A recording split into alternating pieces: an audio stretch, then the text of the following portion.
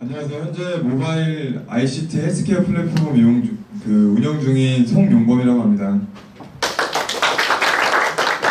앞서 계신 분들이 너무 이제 연세도 많으시고 말씀도 너무 잘해 주셨는데 제가 막내인데 제가 제일 빨리 한번 실패를 겪었던 것 같아요. 그래서 지금 계시는 분들 중에 모바일 플랫폼 많이 생각하시는 분들이 학생분들이 있으실 것 같은데 제가 초창기에 어떤 부분으로 실패를 했고 어떻게 극복해 나가는지에 대한 부분을 허심탄회하게 말씀드리고 싶고요. 그리고 제가 했던 실수를 반복을 하지 않으셨으면 좋겠습니다. 제가 2002년에 청계천이 지금 되게 고도화가 돼 있는데 그 당시에 상가들이 굉장히 많았어요. 친구랑 아버지가 부탁을 해서 산업용 전동 드릴을 사러 갔습니다. 사러 갔는데 산업용 전동 드릴을 도대체 어디서 파는지 여러 번 물어봤어요. 여러 번 물어봤지만 중요한 거는 어디서 파는지 정말 알기 어려웠고요. 결국 찾아냈는데도 가격을 A라는 가격을 불렀는데 다른 가게 갔더니 또 되게 가격 차이가 나는 B라는 가격을 불렀거든요.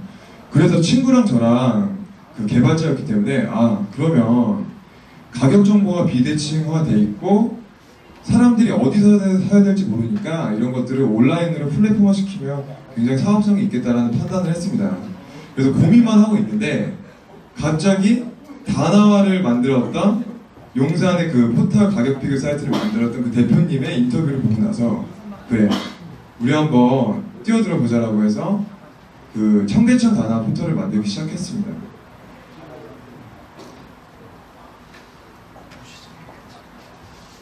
그래서 저희는 대학생이기 때문에 사실 갖고 있는 자본력도 없었고요. 네트워크도 전혀 없는 상태로 시작을 했습니다. 그래서 정말 새벽 5시에 인력 한 번도 해보지 않았던 노가다를 새벽 5시에 가서 6시까지 그 인력사무소 마무리가 되면은 그때 또 다시 개발을 시작을 했고 그 개발이 끝나고 나서 또 다시 이제 인력사무소에서 또 일을 하고 이렇게 반복을 해서 결국에 저희 꿈같은 학교 앞에 작업실을 만들었고요. 그리고 저희가 이제 개발을 할 수 있는 이제 데스크탑을 구매를 하게 됐습니다. 네. 그래서 1년 정도가 경과 후 나서 저희의 사업적인 그 분석을 해보게 되면은 첫 번째로 영업적인 부분은 성공을 했거든요.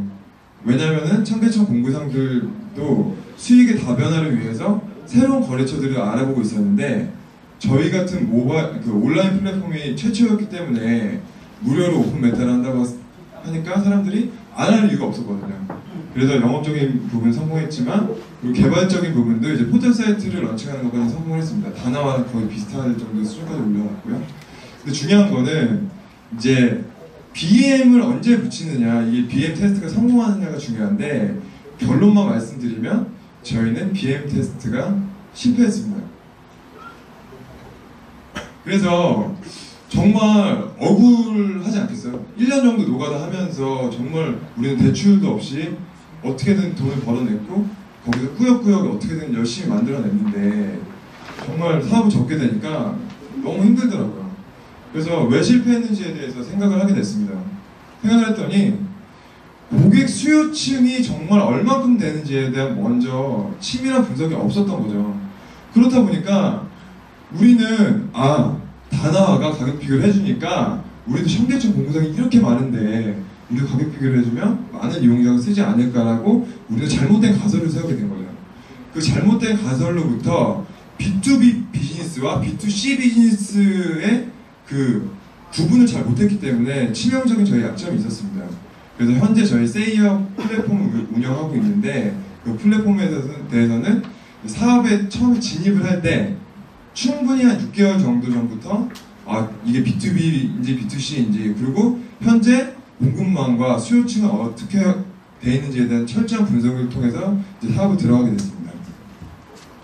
그리고 두 번째는 온라인 서베이에 절대 의존하시면 안 됩니다. 어떤 사업을 할 때 보통 포털이 요즘 너무 잘 돼 있어서 온라인 검색을 하기 시작을 하게 되는데 현실적으로 우리 모바일을 사용할 수 있는 진짜 사용자가 누구냐, 그래서 그 사람하고 진짜 인터뷰를 커피숍에서 깊게 여러 번 반복을 해야지만 이렇게 만들면 이런 사람들이 진짜 쓰겠구나라는 판단이 드는데 저희 같은 경우는 그러지 못했거든요.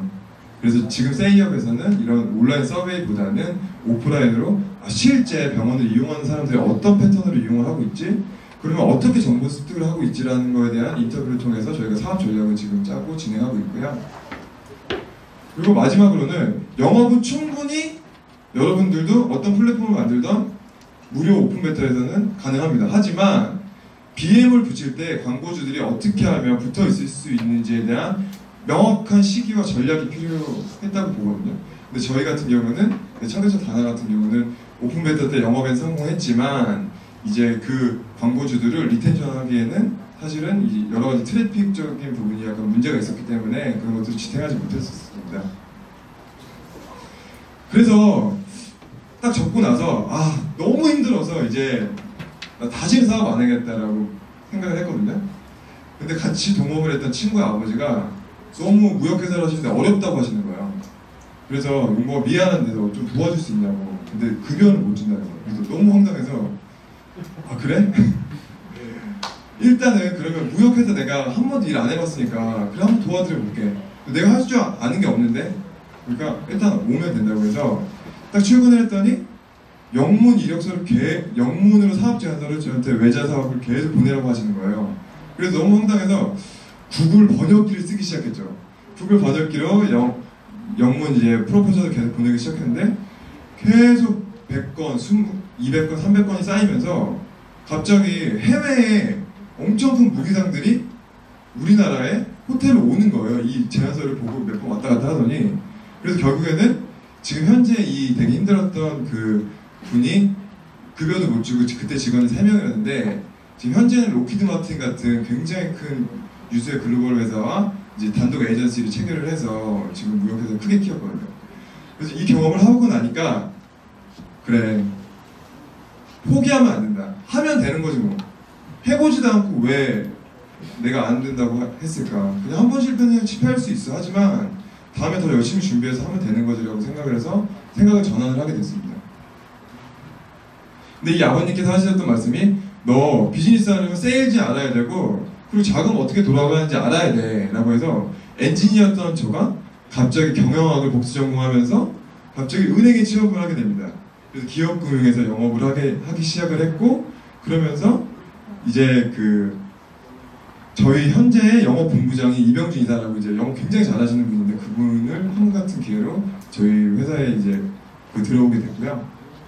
그리고 나서 이제 본격적으로 은행에서 이제 경력을 쌓고 자금도 어떻게 회전되는지 알 것 같고 이제 세일즈도 해봤으니까 닐슨에서 뭔가 산업을 제대로 분석해보는 일을 한번 해보는 건 어떨까 해서 닐슨이라는 회사에 뛰어들게 됩니다. 닐슨이라는 회사에서 철저하게 산업 분석을 하던 중에 모바일 그리고 정보 비대칭화가 심한 사업이 뭘까? 헬스케어, 의료. 오케이. 그러면 이걸 좀 더 준비하면서 6개월 동안 사업 파트너를 모으기 시작했어요. 그래서 저희 학교와 그때까지 직장 동료였던 그 사람들을 능력 있는 사람들 만나게 돼서 이제 네이버 이제 개발자들을 이제 저희 회사를 스카우트하게 됐고, 이제 은행에서 이제 전략기획 및 영업을 하셨던 분 스카우트하게 됐고, 이런 식으로 해서 저희는 이제 고루고루 이제 디자이너와 뭐 기획자 그리고 마케터 그리고 개발자 이런 사람들이 이제 회사에 모이게 됐습니다. 그래서 이제 재작년 12월에 법인을 설립하게 됐죠. 법인 설립하고 나서 솔루션을 딱 내놨는데 세 차례 가장 큰 위기가 있었어요. 유동성 위기가 세 차례 왔었고요. 그리고 저희가 베타 테스트 할 때 처음에 방향성이 맞지 않아서 약간 피버팅을 빠르게 해서 저희는 린 스타트업 방식 적용해가지고 처음부터 우리의 가드를 틀릴 수 있으니까 빨리 베타 테스트 해보고 달라지면은 이 시장에 맞게끔 다시 변형시키고 이런 방식으로 계속 사업을 추진했고요. 그래서 최종적으로 말씀드리면은 제가 예전에 실패했던 BM 테스트를 재작년 12월에 이제 오픈하고 이제 BM 테스트는 성공리에 마무리가 됐고요. 그리고 올해 2월에 네이티브 앱을 출시하게 됐습니다. 그래서 저희가 12월에 법인 설립하기 전에 사무실도 없었고요. 그래서 토즈라고 있어요. 모임 공간이라고. 토즈에서 되게 개발자들을 개발하고 영업회의는 영업회의하고 하다가 너무 안 되겠어서 회사하고 있는 선배 사무실한테 제발 한 칸만 빌려달라고. 겨우겨우 사무실을 만들었고, 그 다음에 신기하게 제 닐슨에서 동료가 현재 다방이라고 해 마시나요? 직방 다방? 다방을 만들어 있던 거예요. 저는 친했던 사람이. 그래서 M&A가 되면서 그분이 이제 엔젤 투자를 하시면서 저희 사무실이 또 생기게 됐고 거기서부터 이제 베타 테스트를 할 수 있는 마케팅 자금이 생기게 됐습니다. 그래서 아까 말씀하셨던 분 중에 사업을 죽기 살기로 하는 거 맞습니다. 맞고 근데 이제 보통 대출을 생각하시지만 대출을 안 받아도 되는 상황이 있다고 생각을 해요. 저희 회사는 여태까지 우리가 할 수 있는 한도 내에서 소수의 인력으로 점차 늘려갔더니 저희 회사는 지금 부채가 제로입니다. 제로고 이제 BM 테스트에 성공해서 이제 아직 브레이크 이븐 포인트까지 못 갔지만 지속적으로 사용자가 늘어나고 있고 이를 통해서 이제 매출이 계속적으로 증가하고 있는 모습을 보이고 있거든요. 그래서 지금 젊으신 분들 많으신 것 같은데 보통 모바일 솔루션 기획 많이 하시잖아요. 그래서 뭐 마케팅을 어떻게 하는지 뭐 여러 가지가 궁금하실 텐데 그런 긴 내용들에 대해서 궁금하시는 게 있으시면은 제가 이제 저한테 오시면 제가 이제 이메일 주소 알려드릴게요. 그러면 그런 거에 대한 노하우를 좀 같이 공유하는 시간을 가졌으면 좋겠습니다. 예, 이상입니다.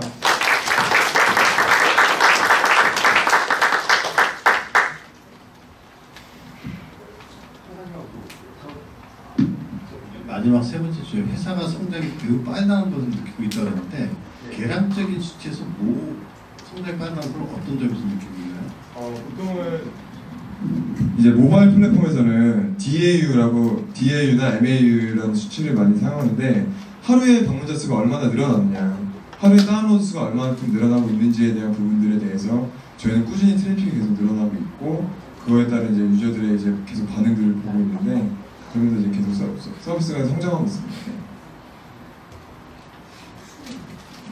수익은 저희가 병원들로부터 받는 마케팅 플랫폼이기 때문에 전국의 병원이 78,000개가 있습니다. 그래서 거기에 있는 저희랑 이미 기제휴되어 있는 병원이 160개 이상이 있어요. 그래서 그 병원의 이제 원장님들 통해서 이제 마케팅 팀에서 이제 저희한테 모바일 플랫폼 광고 수수료를 내고.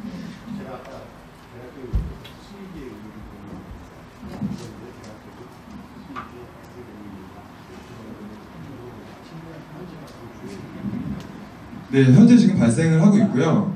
사실은 가장 중요한 게 모바일 플랫폼 기획하시는 분들은 BM 붙이는 걸 굉장히 중요하게 생각을 하지만 BM을 사실 요즘 저는 투자회사랑 미팅을 많이 다니고 있거든요. 계속 IR하고 미팅하고 실사하고 하고 있는데 중요한 부분은 투자회사에서 바로 보는 거는 BM이 아니라 일단은 사용자층이 충분히 확보돼서 너네들이 유저들이 하루에 얼마큼 들어오느냐가 사실 광고 플랫폼의 핵심이거든요.